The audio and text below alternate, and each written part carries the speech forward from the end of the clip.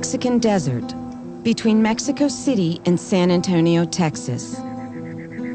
Today, a sparsely populated wasteland. But in 1836, it was the scene of one of the most spectacular marches in military history. For hundreds of miles along this road, a Mexican general ruthlessly drove his army across the desert in order to quash a rebellion which threatened to break up his homeland. Driving his men day and night, this relentless quest left hundreds of soldiers dying on the roadside. The general's name was Antonio Lopez de Santa Anna, and the battle he was about to fight became known as the Battle of the Alamo.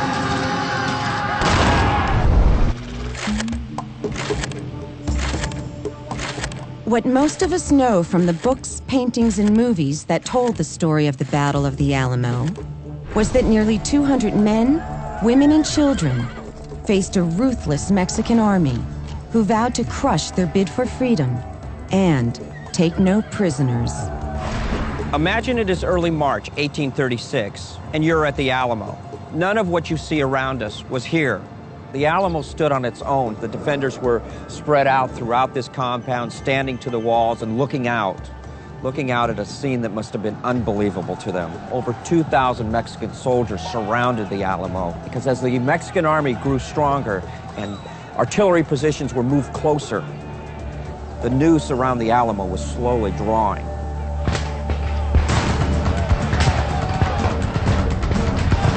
After 12 days of fighting, the final assault came at 5 a.m. on March 6, 1836. For just over an hour, the brave defenders fought a losing battle against overwhelming odds, dying where they stood. When the smoke cleared, the Alamo was once again in the control of Mexico.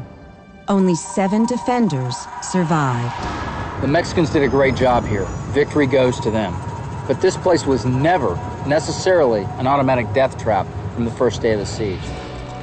The Alamo is comparable to a group of 60s radicals taking over a student building and trained police officers or trained military pushing them out. To Mexicans, the battle was a glorious victory, but it was short-lived. Just 6 weeks later, a reinforced Texan army won independence when they captured Santa Anna at the Battle of San Jacinto. It was the spark that fired the U.S.-Mexican War, which 12 years later paved the way to the opening of the American West. Today, the Alamo is a shrine to the men who died fighting for their freedom.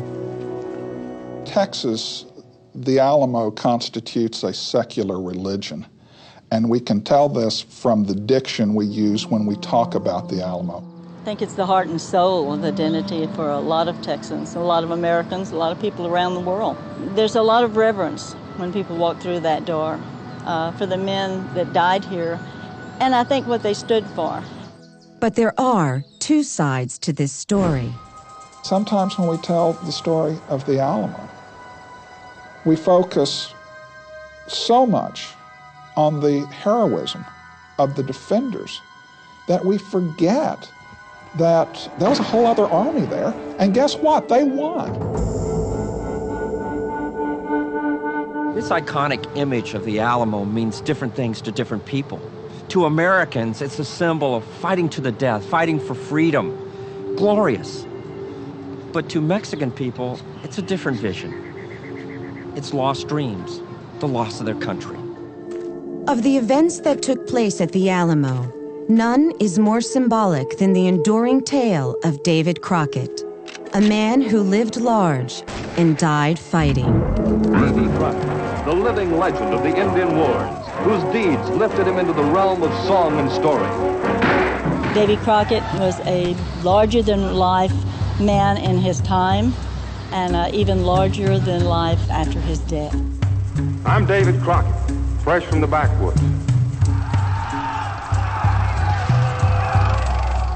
But some historians believe that at least part of the Crockett legend is wrong. They believe that there is written proof that David Crockett did not die fighting. If they are correct, then part of American history will have to be rewritten. There's nothing more radioactive than the story of the Battle of the Alamo. It deals with issues that people are still sensitive to today. We have so much emotional investment in Crockett dying a certain way. That explains why there's so much resistance to documentation that says otherwise. I think a lot of the people who accept that Crockett was executed, I mean, they're very pro-Mexican, right? And I view the attack on Crockett from some of these individuals is kind of, it's a way to tarnish the spear point of that myth, dull it. There are also myths that concern the man who ordered Crockett killed, Santa Anna. To some, he was a military genius. To others, a blundering butcher. Perhaps Santa Anna was both. Santa Anna is the equivalent in the 19th century of Bill Clinton, with extreme political skills, charisma, strong public presence, and the malevolence of Saddam Hussein. Santa Anna is one of the most remarkable characters in Mexican history. He is a handsome, charismatic, powerful leader. He, of course, manages then to not only lose Texas in the Texas Rebellion, he loses the entire American Southwest for Mexico in the Mexican War. Today, time and myth have eroded the truth about what actually happened on that bloody March day in 1836.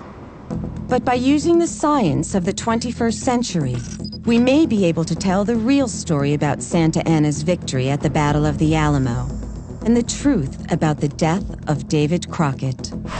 To help us on our quest, Unsolved History assembled an investigative field team of scholars and scientists. Alan Huffines is a prominent military historian and an expert on the logistics of the battle. Brian Lindblom is an expert in document analysis. Avocational archaeologist Greg Dimmick has documented and retraced the Mexican Army's march to and from Texas. And Jake Ivey is also an archaeologist who has spent much of his career scientifically reconstructing the Alamo.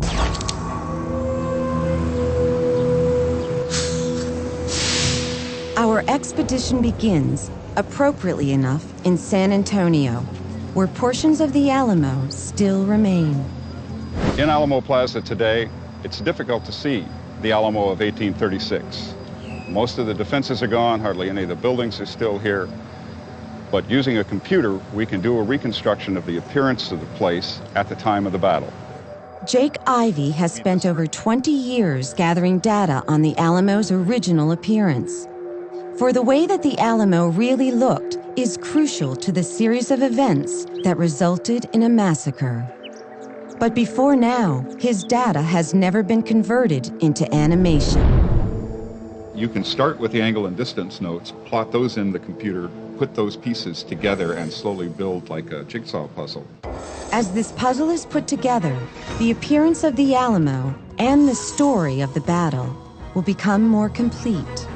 The Alamo will live again.